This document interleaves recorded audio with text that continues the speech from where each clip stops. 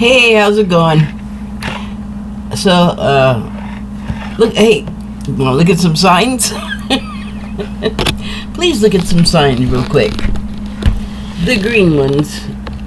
I mean, you can look at the other one too, but the green ones are the ones I want you to look at, and I hope you've done that now because I'm done holding that there. Okay, so, I decided I was trying to get this out a little earlier today, and what is the time? I'm getting blinded. Okay, it's only 8:25, so that's better than last night, or yes. Ow! Jeez Louise! I didn't get anything happening until after midnight yesterday, and sorry. Okay, so let's just dive in here. I pulled 2 cards. The first card that I'm going to talk about, I pulled from the Shaman's Dream Oracle deck.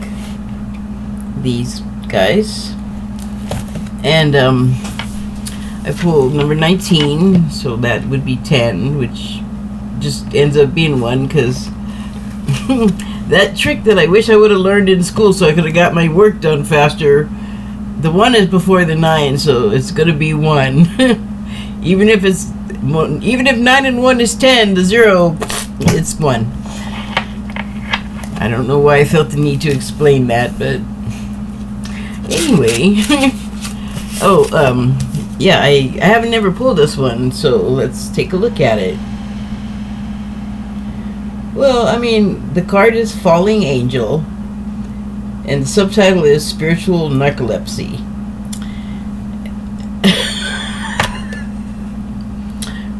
Got it. I will elaborate presently. I know, so it's angel, and that, you know, we're gonna think of that as humans, as a humanoid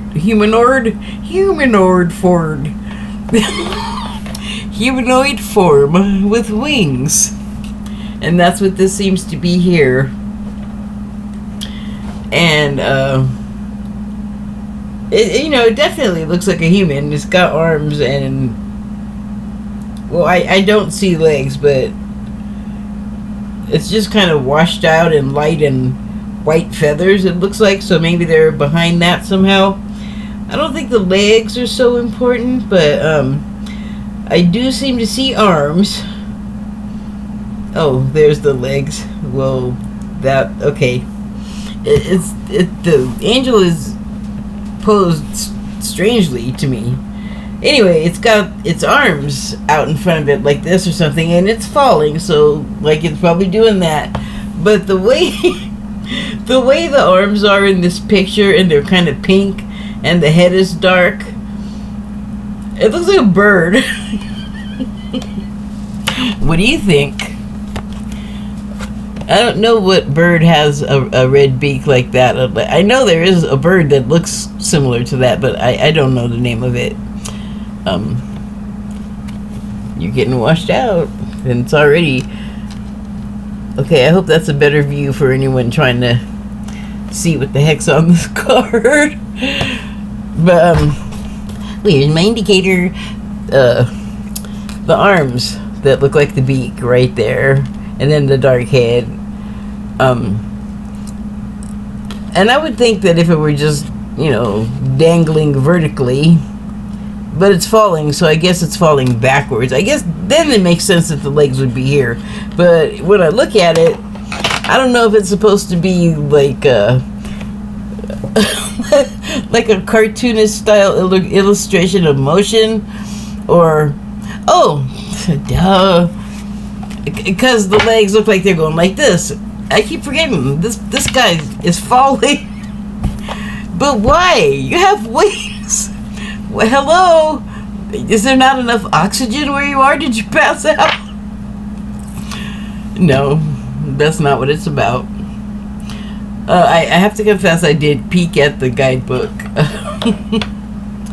And I'm laughing because, in a way, what it said makes the fact that they have wings and they're just falling and not doing anything about it makes it make sense.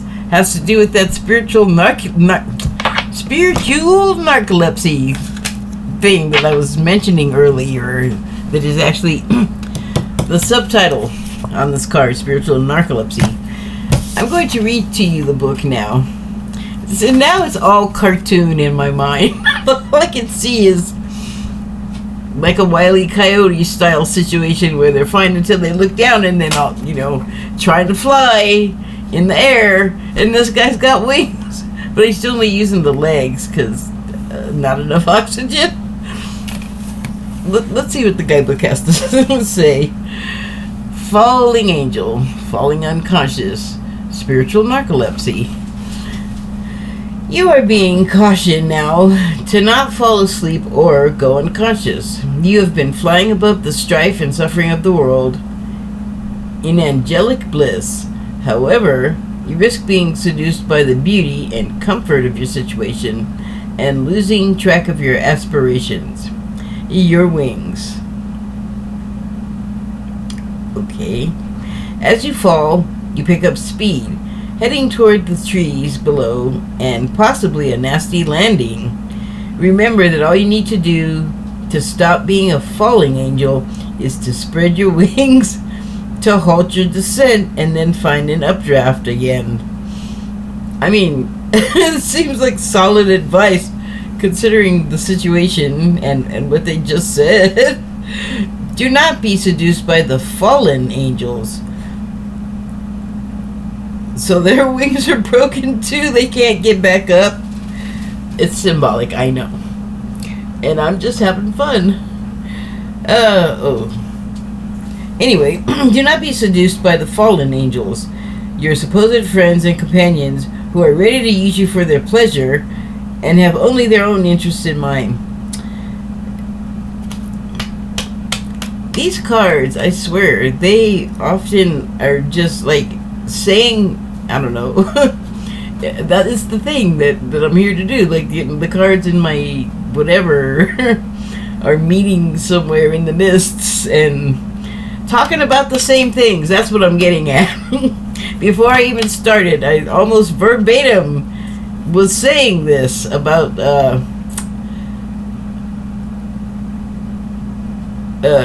supposed friends and companions who are ready to use you for their pleasure and have only their own interests in mind. So, and that was part of a number of thoughts. It was just sort of like if it were a story, it was just a line in the middle, but it's just interesting because this happened yesterday, something that I had written. All of a sudden, I found myself reading out of the guidebook for this thing, and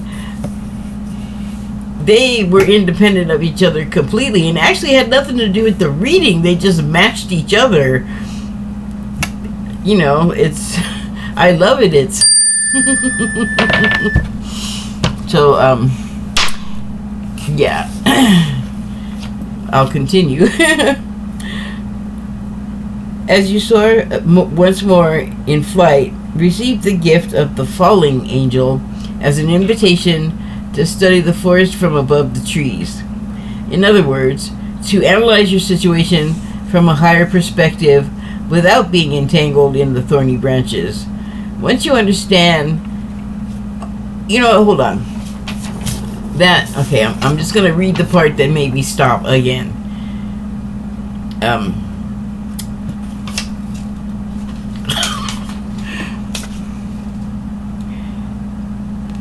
As you soar once more in flight, receive the gift of the falling angel as an invitation to study the forest from above the trees. In other words, to analyze your situation from a higher perspective without being... See, that I don't even want to read all that. I went too far back.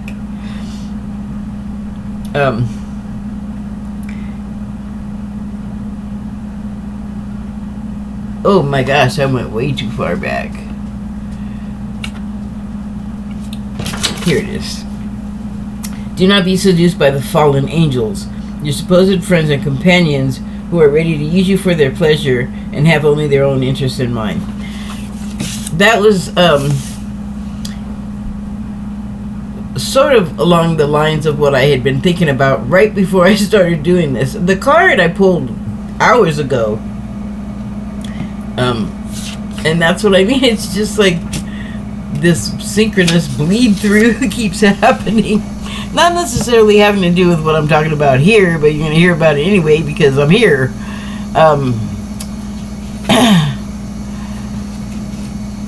Yeah. I'm not going to tell you what the situation was because that's enough said.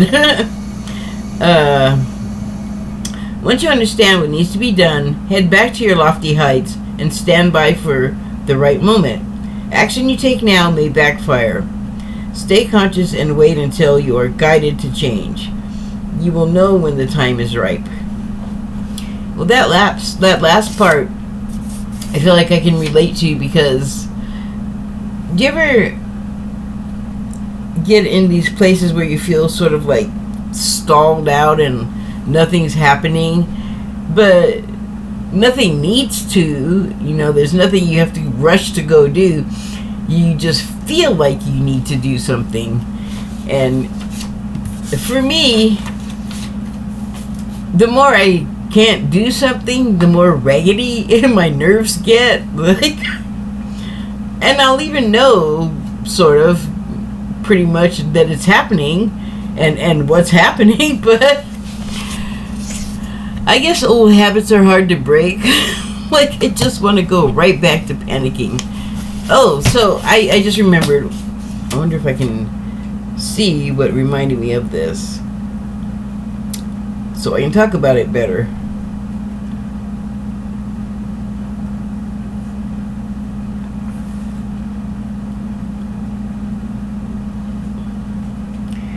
Shoot, it was something about... well, I can't find what made me think of it, but I have been trying to shed like my lack of patience and quick temper, and for the most part it's working. I get kind of frazzled when the situation happens and it's like, oh, my new skills are not working. I want to act the whole way, and that makes me feel all bent out of shape.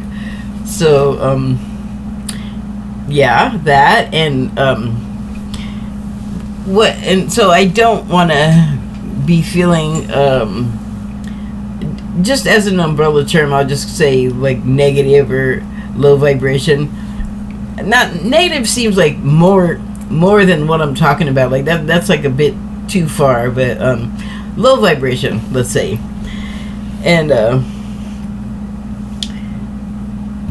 unfortunately, something that I've been doing for years now that I like doing is causing me to go there over and over, and it's like I'm trying to herd myself away from thinking judgmental thoughts and things like that. And it's very difficult because I have something to say about everything. Dang it.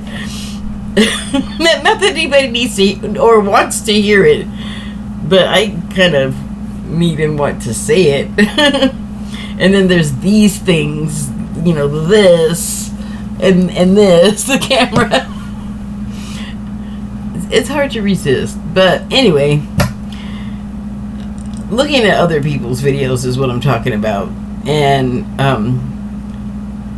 it could be here on YouTube, or it could be on a streaming service, or wherever something is broadcast elsewhere. And there's one one aspect about those shows, no matter who's doing them, once I hear them get started, it makes me feel bad. And I want to see what they're talking about, but the problem is that I think like personal opinion starts getting in, and it just everything's turning into name calling, or making support of individuals, and what they said, right or wrong, that's one thing, but I just feel like there's like a lot of targeted conversation, and it has power because there's a lot of people saying it maybe like on the platform, and then they have their audience that'll for the most part, agree, especially if they have a lot of subscribers. Obviously, they like something on that platform. And so, you're getting their version of it too. You're getting their juice through the screen, basically. But it's not really the screen. It's an energetic connection. So, screen, schmeen, it doesn't even matter if anything's here. We're just able to reach out that way, but we don't use it. We don't think about it. We don't even give it any credibility for existing, but it does.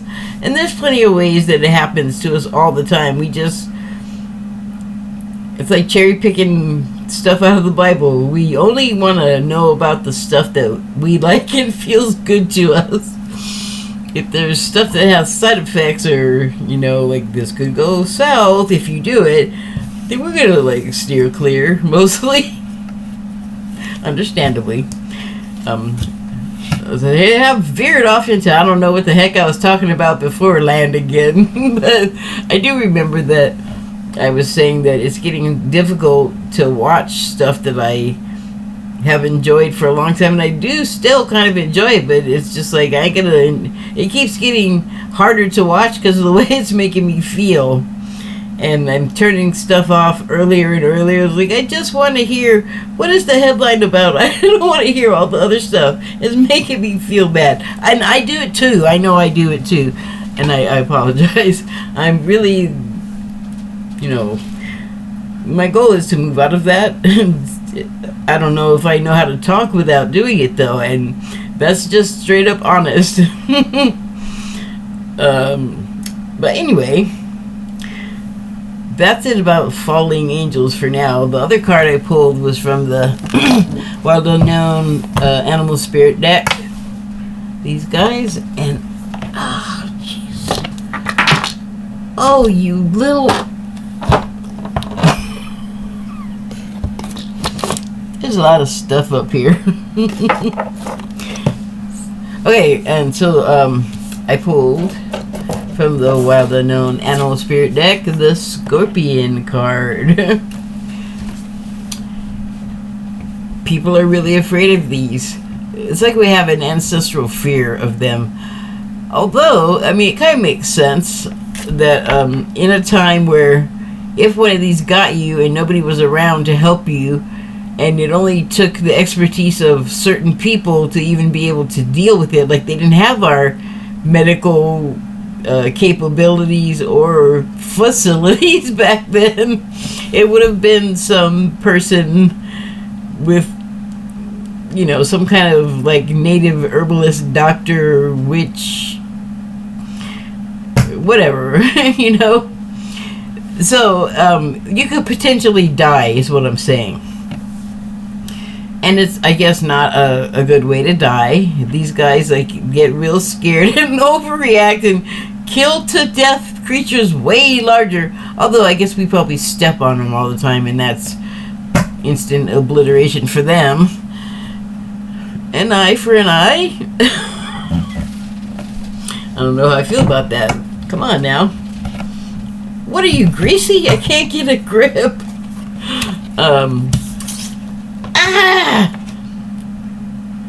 So, I'm gonna say that the darkness around it is,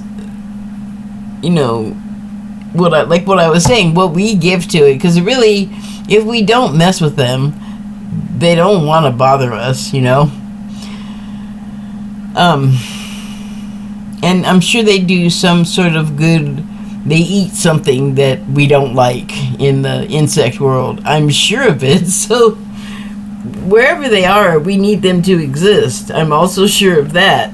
But I think it's interesting that we've given them this dark image, sort of, and maybe they're not entirely happy with it. And they're going to light you up with a sting if you don't watch yourself. That's got to be some kind of metaphor. But maybe it's the sting we bring to ourselves, because again, yeah, they can sting us and kill us, but we can also kill them really good. And we don't have to, and they won't if we don't mess with them, kind of. But you know what I'm saying? It's kind of a vicious circle. But slippery. Yeah. Yeah, and it even looks like it's kind of like crab walking, or like it's doing some sort of like boxer sort of moves, like moving to the side. You know, this is not going sideways. Shuffling? I don't know what you call it. I think shuffling. But anyway, it does look like it's, to me, having some sort of...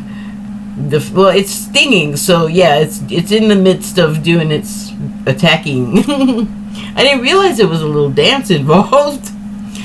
Interesting. Alright, I'm going to read about the scorpion from the guidebook. This guidebook. Oops, not that side. Yeah, this side. Anyway, white stuff just does not do well in my lighting situation. Scorpion. Passionate, competitive, tends toward isolation. The scorpion is passionate and is a passionate and determined creature. Their career is very important to them, as are a few select friends. Period. Sometimes the scorpion's heat festers, and they focus on an unresolved event from the past.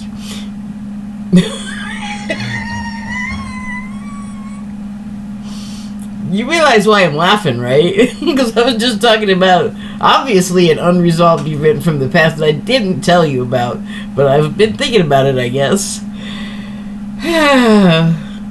When will I learn? I'm serious. When will I learn? Okay, sometimes the scorpions... Oh, I read that. Oh my goodness. I just stopped mid-sentence. Sorry about that. Sometimes the scorpion's heat festers, and they focus on an unresolved event from the past, usually a situation where they were left feeling burned. The scorpion card says it's time. Dang it! In my head again, yesterday or the day before, I was thinking about something, and it wasn't about me, but I have used the term in the past. But as I was thinking of this figure, it's not an actual person, I was thinking of them going through a situation and then talking about it afterward, and then I'm trying to like cycle my mind into the set of, don't take offense at the stuff that's happening. Everybody's here to like play a role. Like, I know this. I talk about it all the time. So, I got my little track that I'm supposed to be on, and so does everybody else. And, it's not, like, we're here to do exactly what we're doing, and so, it's just, I think, well, to keep that in mind for perspective. Like an over-the-trees perspective, where you're not getting all tangled in thorny issues. But I thought that this person having my state of mind, I don't know if I was giving it to them or if it must have been just me going, oh wait, don't say burned. It's not that, it's this. So the figure that I was thinking of, the unwritten figure, let's call them, had an incident with another person or persons, and then they felt like they did not get the good end of the stick at the end of the interaction. So, in relating it later with somewhat bitterness, they might say, well, this happened, that happened, the other thing happened, I was burned. I got burned by that person. But, I mean, yes, it's good to consider it in the other way that, like, yeah, you're just playing your role, so, like, get over yourself. But also, we are supposed to go through the emotions and have the feelings. We're just not supposed to, like, make it our life, like, live it, do it, live it, be it, and then be done with it. Move on to the next thing.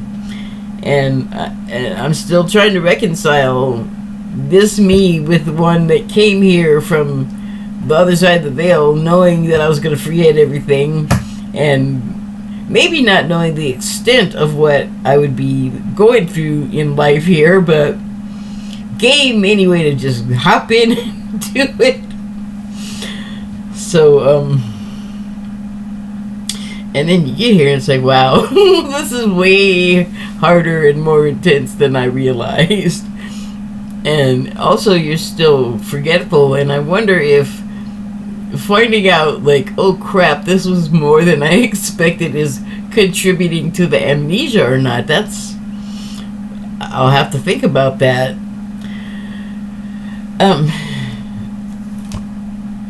Anyway, I remembered to say, oh, don't say burn, because you may not have gotten like the good end of the stick, so to speak, but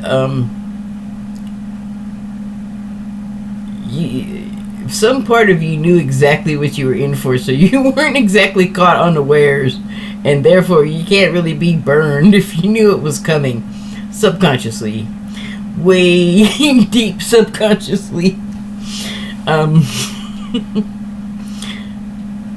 But the thing is regardless of what happened and feelings, you were one of the parties involved in whatever it was. And so I just feel like knowing that, and like the other thing, like trying to like be above it and be philosophical about going through the experience,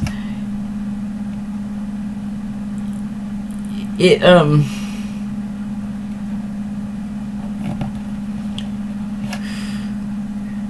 little bird brain flew away.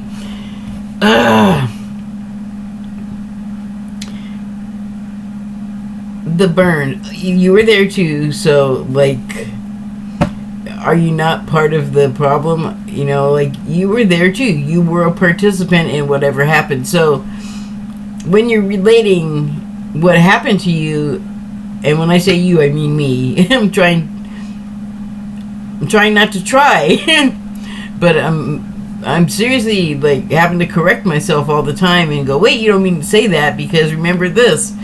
And it's like taking a while to institute, and it's always like a new thing, a new level that I have to add. So I feel like I feel like I'm studying for a college exam or something. There's all this stuff I have to remember about so many things, and I'm just trying to awaken. I'm just trying to I can't even think of that word. Anyway, let me finish reading.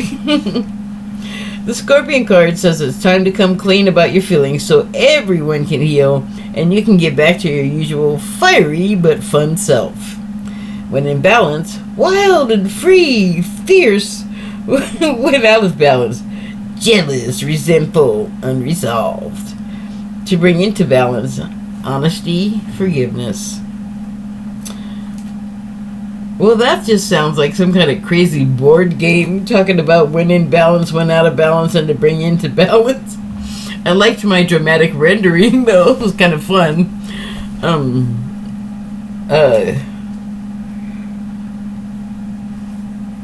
This is not a creature I ever thought of as...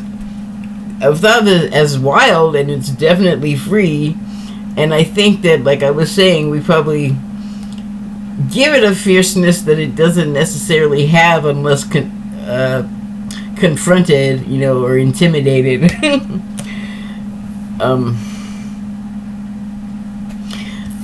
But they can't be all bad. I mean, I know that they're in like Cave Creek, Arizona, because I know someone that used to live there, and one time he was telling me about waking up in the middle of the night and sticking his foot in his shoe, or whenever it was, but like waking up and going to get up out of bed, and you stick your foot in his shoe, and then, oh shoot, there's somebody scaly and hard in there.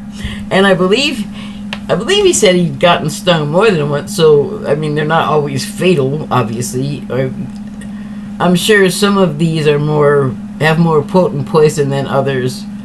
But I mean, this guy wasn't living in the wilderness in a tent. He fully had a house. So they're like everywhere. And then I often think of places like Iraq, like in the beginning of when we invaded there, and they were talking about like the spiders that they would find out in the sand, and like all kinds of insects, and scorpions were that too. So I would imagine they were having to check their boots and every other little nook and cranny where something like this might want to go hide itself. Anyway, so between the two of these, they're kind of working together. This talks about getting so into the woo-woo and the spirituality that you kind of are like in another world, but it's only in your head. It's not like, I don't know, I can't float for that long before some type of reality barges in and plops that pretty bubble. And there's nothing terrible happens in my life. But there are bumps in the road and things, And so I do try to immerse myself in a lot of meditation practice, as much as I can, because I feel like there's there's definitely levels to it, like to go from a beginner to someone that's been doing it for 8 years, it's a whole different sensation. So there's just always something more to be gained from it. But I can't, and I understand, I don't have to go to a job every day because of my health. I am paid by, I'm on the dole. And I have very few, responsibilities as far as engagements. Like, I have to be somewhere at an appointed time. That doesn't happen very often anymore because my health is kind of stabilized. So I have a lot of leeway with my time and everything, is what I'm saying. And so I could just be totally, blissed out, but no. And I guess I could be. I think I still get triggered. I still have things that I let get to me. And I also can't quit those damn shows that I watch, and I'll just start getting, my heart rate, I can feel it go up, and then I start getting mad, and then I start thinking of things to say. It was like, you really want to stop doing all of that, though, all of it. So I don't know, can I watch it and not have a reaction? I don't know, I might have to cut things out. I don't know. It's something to think about when I'm meditating and falling off my chair, which has almost happened, actually, to be honest. So I guess sometimes I was doing the falling. I think we all do in some sense, take medication. Don't take medication unless it's absolutely necessary.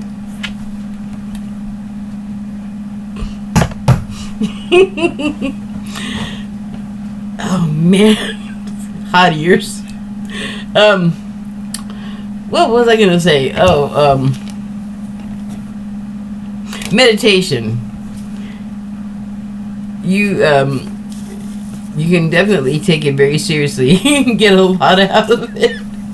But sometimes it is really good. I've read before that you can levitate if you get into a certain state of mind, but I think that's somebody that's a professional, like a monk, can do something like that. But I have felt, here's what I think it is. Sometimes when I first started doing it, I thought it was me falling asleep, and it's similar to that, but I think what it is I end up getting into the state that is talked about on, oh God, I was looking at some spiritual thing. I don't remember exactly what it was, but it was definitely having to do with like metaphysical stuff. And so they were talking about the state that's between waking and sleep, that sort of weird mid-range twilight zone area. And it's, I guess, the good jumping off point if you want to like astral travel to the astral plane, something like that. And for a long time, for like ever, it's always been, I enjoy it a lot. Like even since I was a kid, like when you're a kid and you tire yourself out and you don't want to stop though, and you're you're a little kid and you don't know that your little body is gonna say, don't care what you want, you're just gonna fall over in mid-step, basically, like a kitten or a puppy. You know, you just like, so that's when I first noticed it. And when I was a little bit older and I was able to like not fall over in just wherever I landed, wherever I was sitting when I got tired, I noticed this stage that, like, as you wind down to go to sleep, I think that part, like when you put yourself to bed and you know you have to go to bed, like because you got to go to work or you got some appointment or you just want to be up in the morning, you know, whatever it is, when you like put yourself to bed, there's that part where you're in there and you're like, okay, I'm going to sleep, and eventually your body starts to realize, oh, we're going to sleep, and starts to relax and like wind down, like everything slows down, and then it sort of takes over and your mind can let go of, I gotta go to sleep, and starts zoning out or whatever. And that period there is what I'm talking about. And shit, there's a name for it, but I didn't know I was going to talk about it, so I don't have it handy. But it is that spiritual state also that is conducive to things like astral travel and other stuff. Don't ask me what right now. It just feels really good, and also very similar. I don't know if you've ever had surgery, but it's also very similar to the little bit of the narcotic that you feel before it knocks you the F out.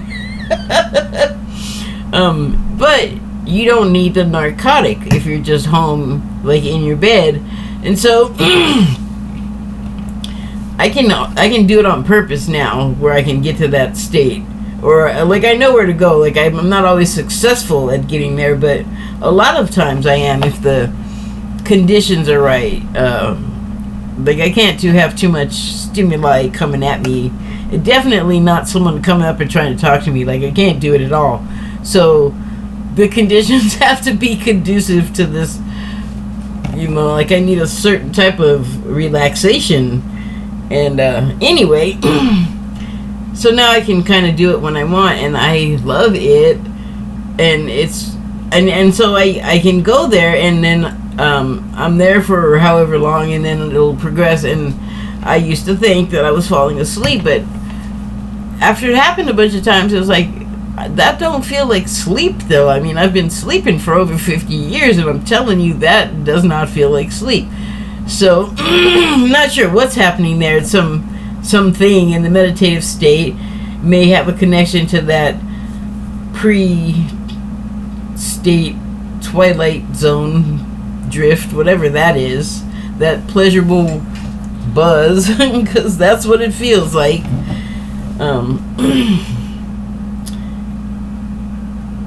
I don't know why I started talking about that. Oh, well, yeah, that's where you could get lost in the spiritual narcolepsy if you just wanted to be in that state all of the time. But like I was saying, even though I have like all this freedom and like a lot of nothing going on, things will come along to interrupt the, perfection. Just kidding, but like it'll be like somebody knocking on my door because it's the wrong door. Something always comes along, and that is for me to play with. Thank you, the universe. Okay. I think that went fairly well. Thank you and good night.